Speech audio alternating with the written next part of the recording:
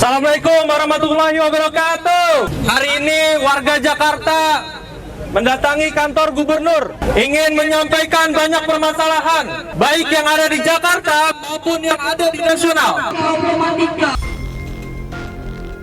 Setiap tanggal 10 Desember, dunia memperingati Hari Hak Asasi Manusia.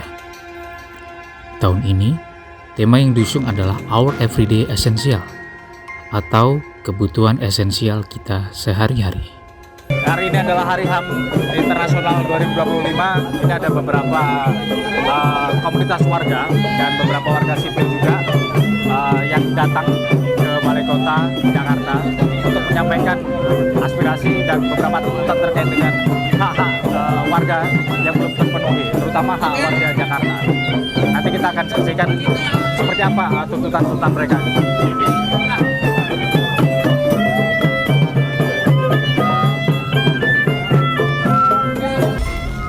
Tema ini mengingatkan kepada kita bahwa hak asasi manusia ibarat udara yang kita hirup setiap hari. Bukan lagi konsep abstrak yang ada di buku-buku. Di Jakarta, kebutuhan esensial itu ternyata masih terus diperjuangkan oleh warganya.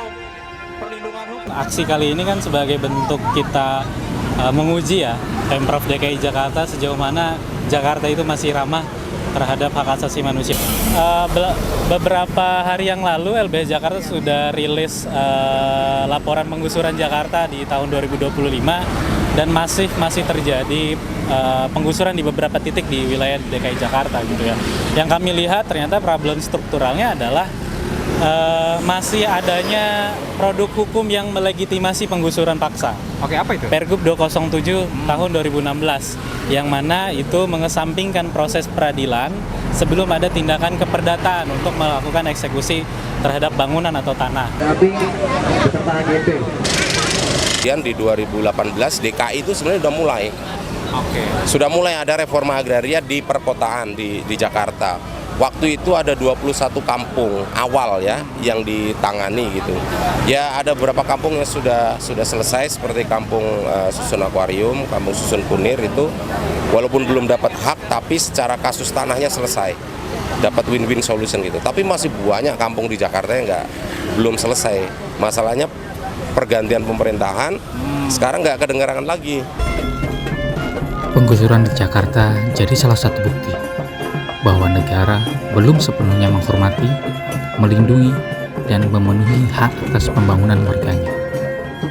Situasi ini tentu tidak sejalan dengan konsepsi hak atas pembangunan yang telah diakui pemerintah Indonesia.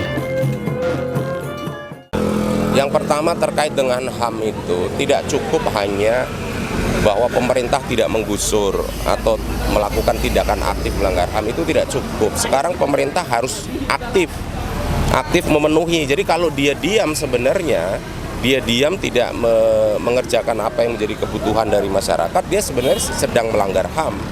Karena tidak ada upaya-upaya. Sebagai contoh ya ini perkampungan di Jakarta dibiarkan saja sekarang nggak ada kebijakan. Terus kemudian juga solusinya tunggal. Nah ini kan meninggalkan masyarakat ya, tidak melibatkan masyarakat dalam proses perencanaan pembangunan. Nah ini harapan saya ya dalam membangun Jakarta ini harusnya lebih terbuka mendengar aspirasi masyarakat, kemudian membuka opsi-opsi solusi, berbagai solusi supaya solusi yang diputuskan itu betul-betul menjawab kebutuhan masyarakat, bukan kebutuhan dari pengambil keputusan saja gitu. Bencana banjir dan tanah longsor di Sumatera akhir November lalu memberikan gambaran lebih buruk tentang praktik bisnis yang mengabaikan penghormatan dan perlindungan terhadap HAM. Bencana yang salah satunya disebabkan oleh kerusakan ekologis ini tercatat menelan hampir 1.000 nyawa per 10 Desember. Bencana ini mengingatkan kepada kita akan pentingnya aktivitas bisnis yang menghormati dan melindungi hak asasi manusia. Konsep HAM memang terdengar abstrak, apalagi setiap kali bencana datang, kita kerap kali dipaksa mendengar alasan yang sama. Fenomena alam, cuaca ekstrim, dan lain sebagainya. Padahal, alasan itu tidak sepenuhnya benar. Bencana ekologis di Sumatera mungkin tidak akan terjadi jika pembukaan kawasan hutan untuk aktivitas bisnis tidak mengabaikan penghormatan dan perlindungan terhadap HAM.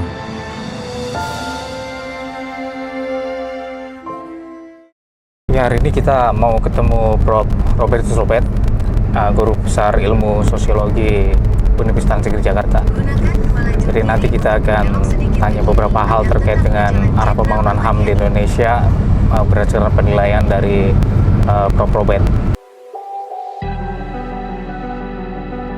Robertus Robert merupakan akademisi yang mencetuskan ide ekosipasi. Gagasan ini mengakui alam setara dengan manusia, sehingga alam menjadi subjek yang tidak semestinya dieksploitasi. Karena itu, Robert memberikan perhatian serius terhadap bencana ekologis di Sumatera. Kalau kita kan sekarang ini sedang ada di dalam krisis. Krisis paling utama adalah krisis ekologi. Nah, krisis ekologi ini krisis yang fundamental. Kenapa? Karena dia akan menjadi basis dari krisis-krisis yang lain. Betul. Contoh bencana kemarin. Bencana kemarin itu krisis ekologi. Begitu krisis ekologi terjadi, dia berubah menjadi krisis sosial. Orang kehilangan tempat, orang kehilangan mata pencarian, sekolah, fasilitas, penerangan, semua rusak. Dasar akhirnya sulit terpenuhi. Akhirnya dimensi-dimensi sosial dari hidup manusia itu sulit terpenuhi karena eksistensi dasar dalam cara dia berhubungan dengan alamnya rusak. Krisis ekologis merupakan ancaman bagi eksistensi alam dan manusia. Di titik ini, tentu patut dipertanyakan sejauh mana komitmen pemerintah melihat ancaman ini.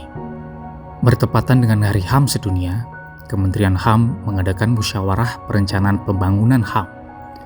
Ini merupakan musrenbang HAM pertama di Indonesia.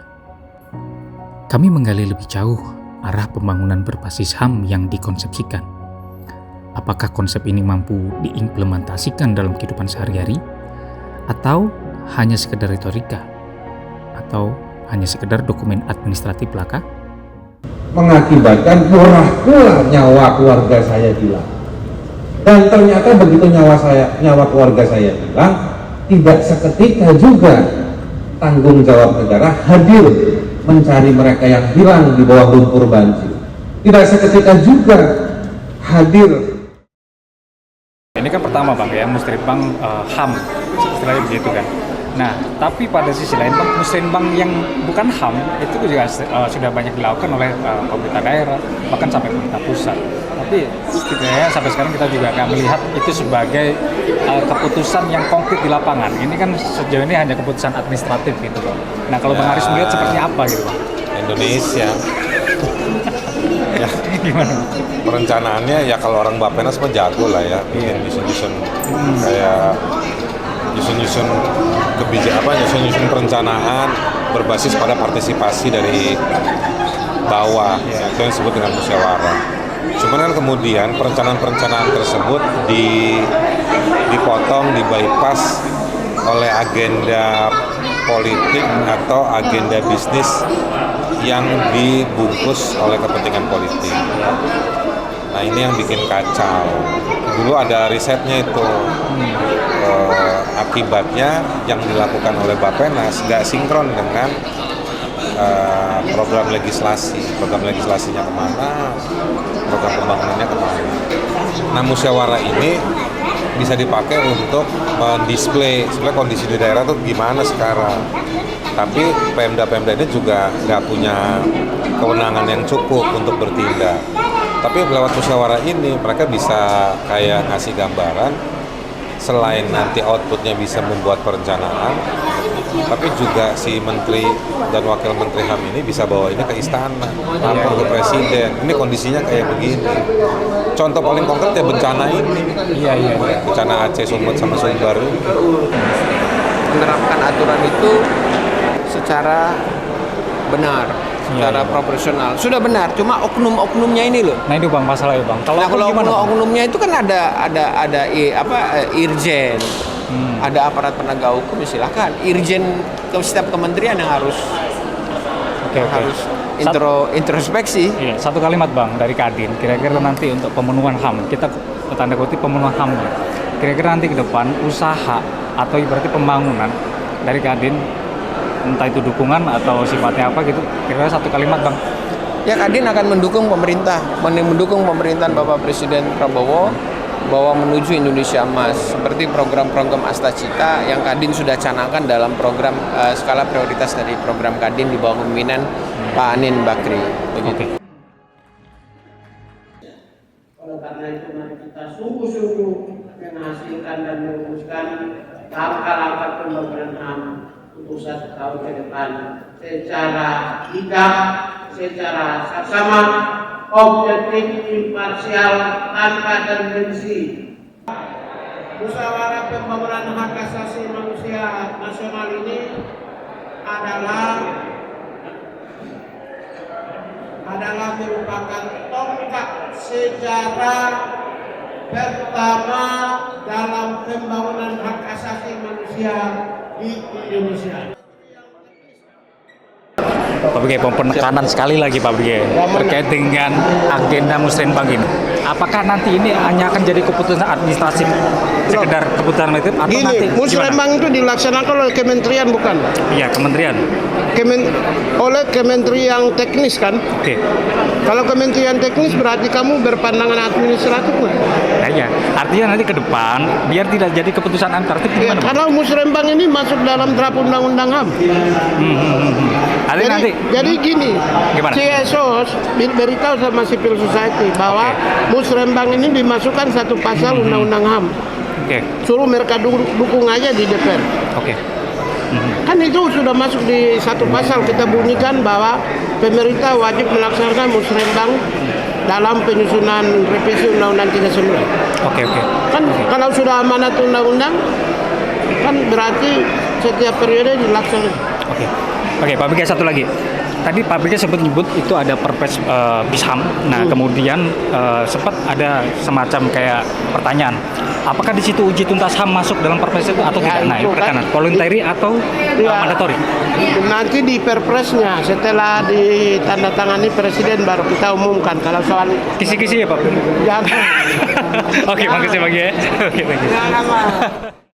Jadi pada intinya sebenarnya ya semua optimis ya. Tapi kita nggak tahu nanti ke depan seperti apa. Ya publik mungkin berharap ada perbaikan atas kerusakan yang terjadi selama ini di Indonesia. Ya kita lihat aja nanti seperti apa. Jadi masyarakat tentu berharap ada perubahan yang signifikan terkait atau setelah Musrenbang HAM di Indonesia ini dilakukan. Tapi yang jelas kita nggak bisa hanya berharap. Kita harus terus mengawasi apa yang menjadi komitmen pemerintah, apa yang menjadi blueprint yang mau dilakukan oleh pemerintah selama setahun ke depan. Jadi ini semua butuh pengawasan gitu ya, karena apapun ini ya kita harus berhak dong bertanya. Kita juga berhak meminta pertanggungjawaban negara terkait dengan apa yang sudah dilakukan oleh negara terhadap kita. Apa yang menjadi dasar atau prinsip pemikiran HAM, mulai dari protect, respect, dan fulfill itu juga harus kita kawal terus menerus. Jangan sampai ini hanya sekedar retorika. Jangan sampai hanya sekedar konsep belaka yang kita nggak pernah dapat parameter gimana cara mengukurnya, dan kita nggak pernah dapat bagaimana cara menilai kerja-kerja pemerintah untuk melindungi, menghormati, dan memenuhi hak asasi manusia warga negara Indonesia.